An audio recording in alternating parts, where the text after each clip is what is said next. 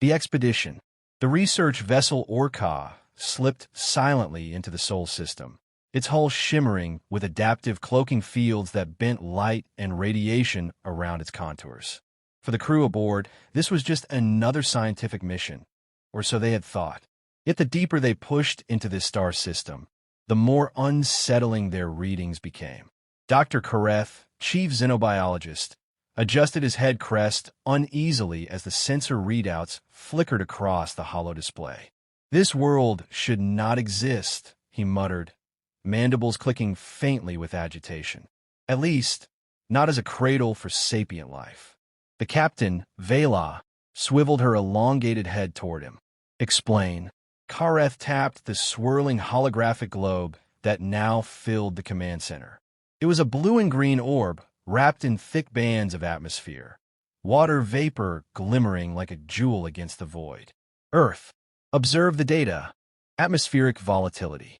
Gravity intensity nearly twice that of most inhabited worlds. Radiation levels, sporadic yet survivable. And look at the hydrosphere, 70% liquid coverage, but violent storms across its entire surface. No stable safe zones. No consistent climate bands. This world is chaos incarnate." Murmurs rippled among the bridge crew. They were used to worlds of equilibrium, planets with gentle ecosystems carefully shaped by evolutionary balance. But this planet? It was hostile on every measurable scale. And yet, Kareth continued, his tone dropping into disbelief. "Not only does life persist here, it thrives. The biodiversity index is off-scale. Predatory saturation is beyond comprehension. Whole ecosystems filled with creatures that, by galactic measure, would rank as apex threats." The captain's eyes narrowed. "You mean to say this single world has more predators than all known sectors of the Mid-Rim combined?" "Not more," Kareth said grimly. "Worse, faster, smarter, deadlier. Some evolved venom potent enough to kill a star beast 10 times their size. Others evolved teeth and claws meant for tearing flesh, despite environmental scarcity. And those are just the macroscopic species." The room fell into silence as the crew absorbed the weight of his words. The navigator, a cautious being from a low-gravity water world, rippled his translucent fronds. "If this world is truly as unstable as you claim, how can there be sapient life here at all?" That was the question, and it was one the crew dared not voice aloud too often, because the scans had already confirmed it. There was intelligence here. Humans. The ship's external sensors had intercepted communications across the planet. Radio waves, data transmissions, orbital satellites. Civilizations clustered across continents, their settlements sprawling like scars across the land. The aliens who called themselves humans had not only survived Earth, they had begun to dominate it. Captain Vela stood tall in the center of the bridge, her pale skin reflecting the glow of the hollow globe. "So, this is the rumored cradle, the one flagged on the ancient star charts as forbidden territory." Forbidden. That word carried weight. Millennia ago, explorers had marked certain systems as unfit for colonization, Deathworlds. Places where the very air, land, and sea seemed intent on killing intruders. Yet this planet was not just a death world. It was alive, vibrant, and it had birthed a species capable of stargazing. "Report," Vela commanded. Kareth's secondary hands flickered across controls, bringing up biological scans of Earth's dominant sapient species. Humans, bipedal primates, fragile by appearance, no natural armor, no venom, no claws. Yet they compensate with endurance and adaptability. Their musculature is absurdly efficient. They regulate heat by evaporating water through skin pores, enabling pursuit predation beyond anything the galaxy has documented. They eat everything, plants, animals, even toxic substances in small doses. Their immune systems are reckless, attacking invaders with a ferocity that would kill most other species through sheer inflammation. One of the younger officers scoffed nervously. "Surely you exaggerate." Kareth's gaze hardened. "I do not. These creatures wrestle apex predators barehanded. They endure climates ranging from burning deserts to frozen tundras. They carve homes into mountains and sail across oceans filled with leviathans. Statistically, they should not exist. Yet here they are. Silence again. The only sound was the steady pulse of the ship's engines. Outside, Earth rotated slowly, its continents half shrouded by thick storm clouds. Lightning flashed in one hemisphere like nature's artillery fire. Captain Vela exhaled slowly, though her species had little use for breath. Send drones. Quietly. I want eyes on their settlements, their tools, their behaviors. If this species truly thrives in such madness, then the Council must be warned. At once, the crew obeyed. Sleek probes slipped from the Orca's bays and darted toward Earth's atmosphere, their hulls glowing as they braved entry through the violent air currents. One by one, feeds came online, grainy visuals of forests teeming with predators, rivers boiling with crocodilian monsters, deserts shimmering with venomous serpents. And among it all, humans, hunting with weapons, building fire, shaping metal, speaking languages. Kareth whispered to himself as the images flickered past. They are not prey, not in any sense we understand. One probe captured footage of a small human group. They worked together to drive a massive horned beast into a trap, coordinating with shouts and signals, firelight dancing off their faces. When the beast fell, the humans celebrated, not just for food, but for victory, for triumph. Kareth's mandibles clicked in slow realization. They are predators, he said softly. Predators who learned to cooperate. Captain Vela turned, her gaze heavy on the glowing planet before them. A chill settled across the bridge. If this is true, she said, voice low, then the galaxy has misjudged this world.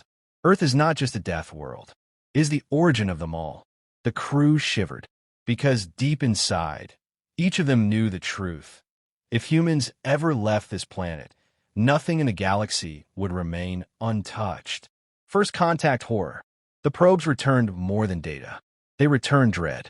From orbit, the alien crew watched grainy streams of Earth's ecosystems play out on their displays. Every feed revealed a new violation of the galactic norm. A rainforest teemed with life so violent and chaotic it seemed designed to destroy intruders. Insects carrying venoms that could paralyze larger beasts, serpents coiled in the trees with fangs dripping toxins, mammals armed with claws and teeth, so efficient they looked engineered for killing. On another continent, humans built settlements in the middle of such chaos. Wooden walls surrounded their crude homes, but it wasn't technology that ensured their survival. It was their audacity. Humans ventured out, spears in hand, facing predators head-on. They fought creatures larger, faster, and stronger than themselves, and they won. Dr. Kareth leaned forward, mandibles spread in disbelief. They choose to live among threats. They don't avoid predators. They confront them. A younger officer swallowed hard. They hunt them. It was true. One probe showed humans working in packs, persistence hunting a great beast across the savannah. They didn't sprint to overwhelm it. Instead, they followed. Mile after mile, hour after hour. The beast collapsed from exhaustion long before the humans did. They approached it not as desperate prey, but as executioners with fire-hardened spears.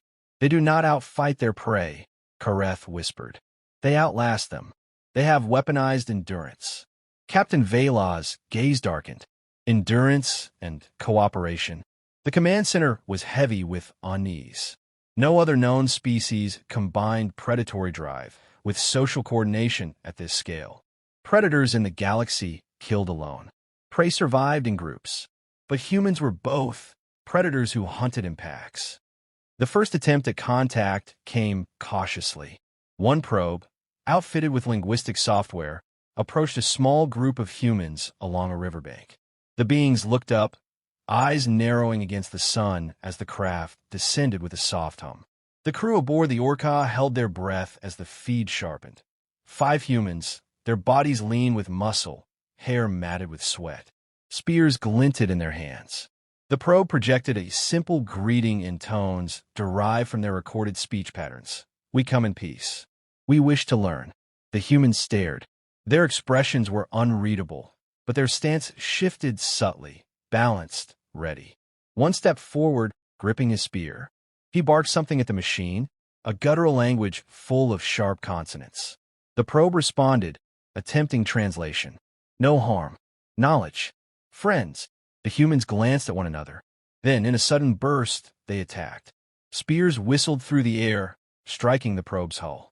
One man lunged forward, stabbing with such precision that the machine's stabilizers buckled.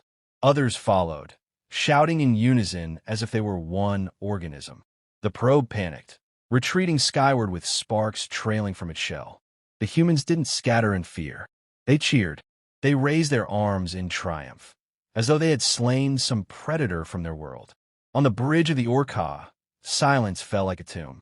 They attacked, without hesitation, murmured the navigator. Kareth shook his head slowly. No, they defended. They saw the probe as a predator encroaching on their territory. And they did not merely repel it, they hunted it. The captain ordered further observation, but forbade direct contact. More probes descended in secret, hidden in clouds or masked at night. What they recorded only deepened the crew's horror. Humans were fearless in ways no other sapient species had been. One group was seen dragging a carcass into camp, a predator with saber-like fangs. The humans had fashioned traps of wood and stone, baiting the beast, then swarming it as a unit when it faltered. Another recording showed humans crossing a raging river. They plunged into the current, clinging to makeshift rafts, while predators circled beneath the water. Some didn't survive, but most did, and those who emerged carried their dead with ritualistic reverence, mourning briefly before resuming their journey. Captain Velas studied that footage in silence. They endure loss. They survive tragedy, yet it does not break them.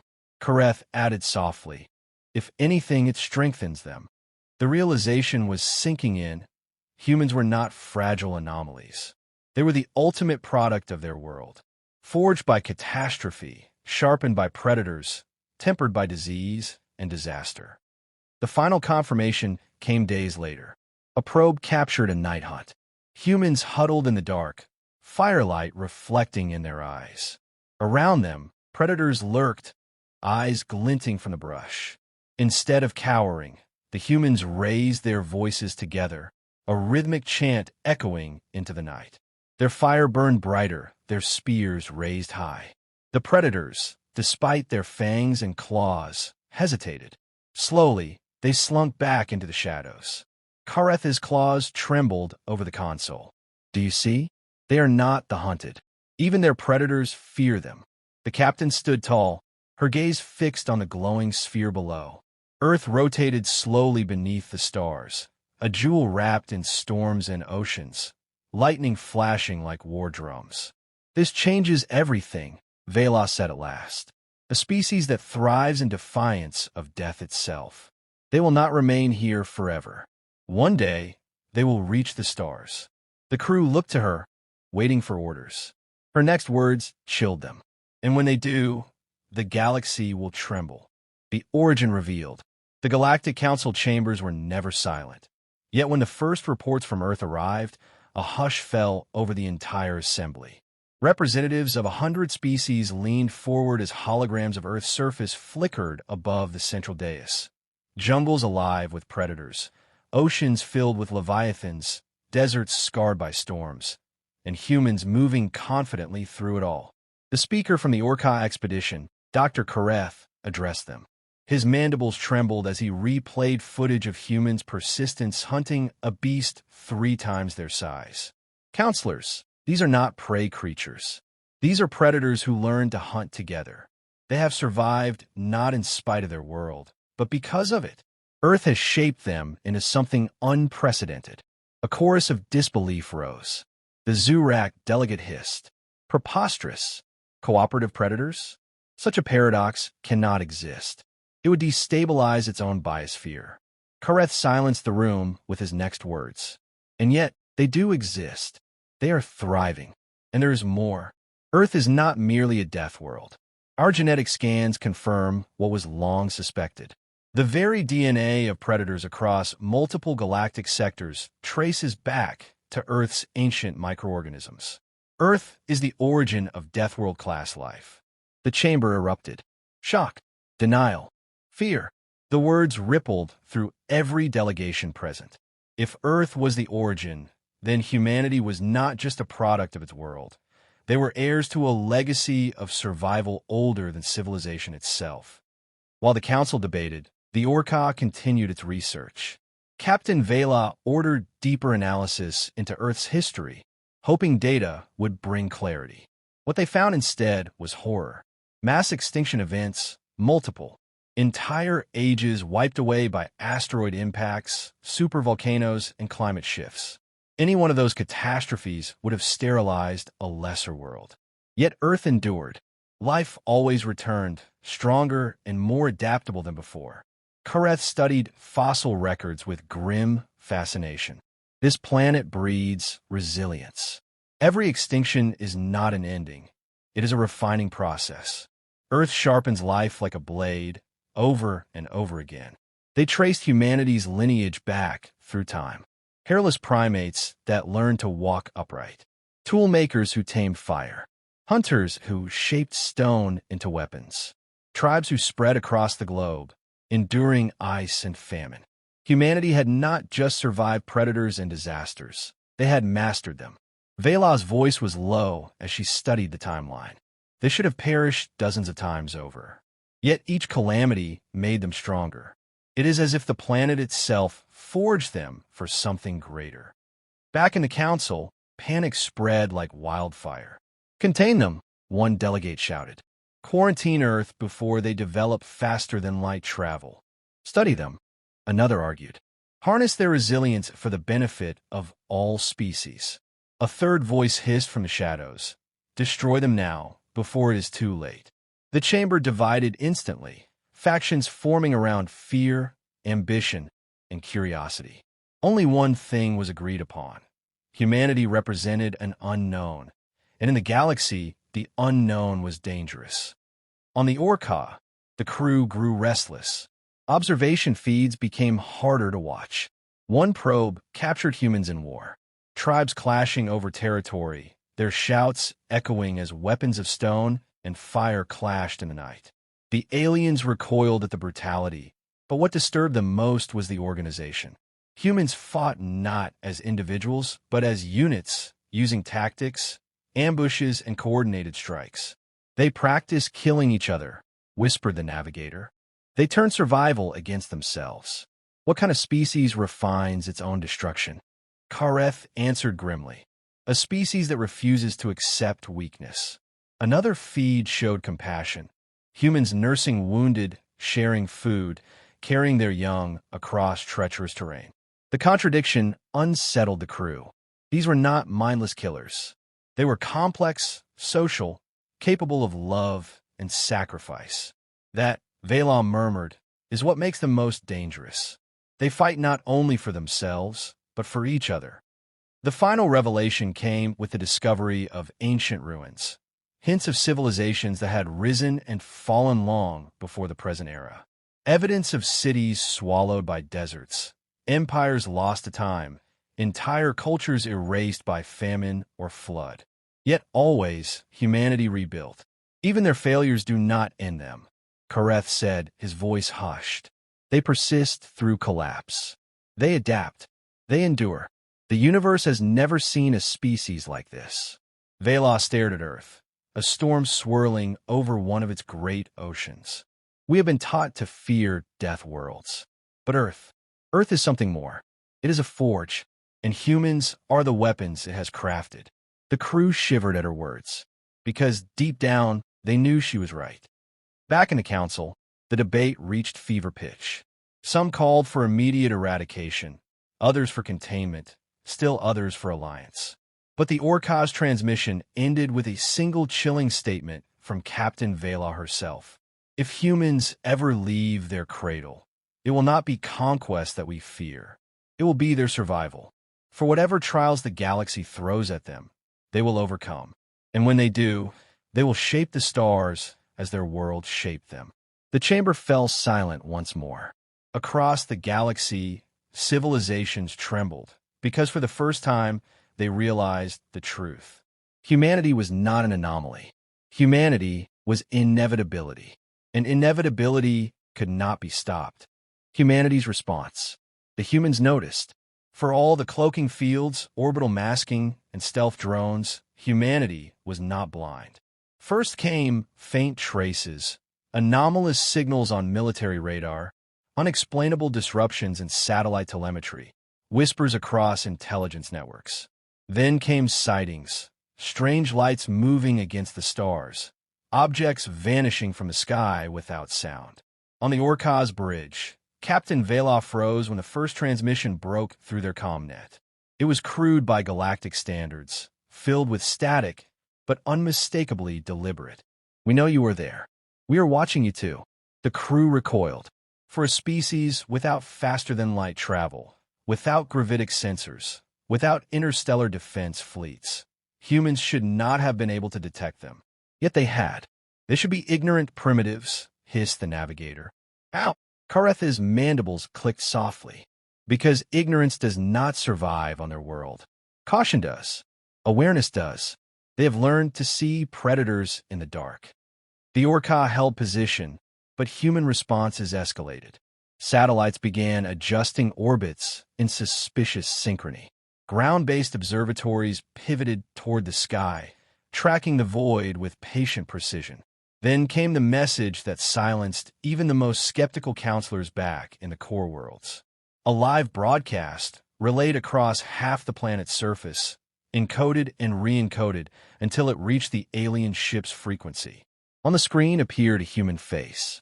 Weathered, stern, eyes bright with challenge. "You come from the stars. You watch us like we are prey. Know this, we're not prey. We're the children of Earth, the origin of Deathworlds. We have endured fire, ice, plague, and war. We do not break. We endure, and we grow." The human leaned closer, voice heavy with certainty. "If you come as friends, you will find allies. If you come as masters, you will find enemies. If you come as hunters, you will find predators. Choose wisely." The broadcast ended. The crew of the Orca sat in silence, their blood chilled. "They know," whispered Vela, "not just that we are here, but what we fear." Within days, proof of humanity's resilience reached the stars.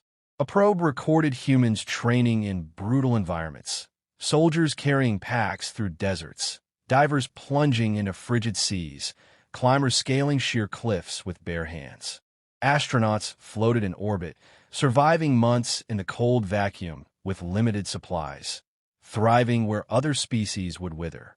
Another feed showed scientists at work, dissecting pathogens under microscopes.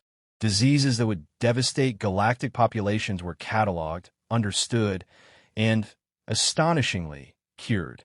"They conquer their own predators," Kareth murmured, "even the invisible ones." And still more chilling were glimpses of their history. Weapons of terrible power, mushroom clouds rising into the sky, cities turned to ash. Yet humanity survived even that. They had stared into their own extinction and clawed their way back. "They do not fear death," Vela said quietly, "because death has been their companion since the beginning."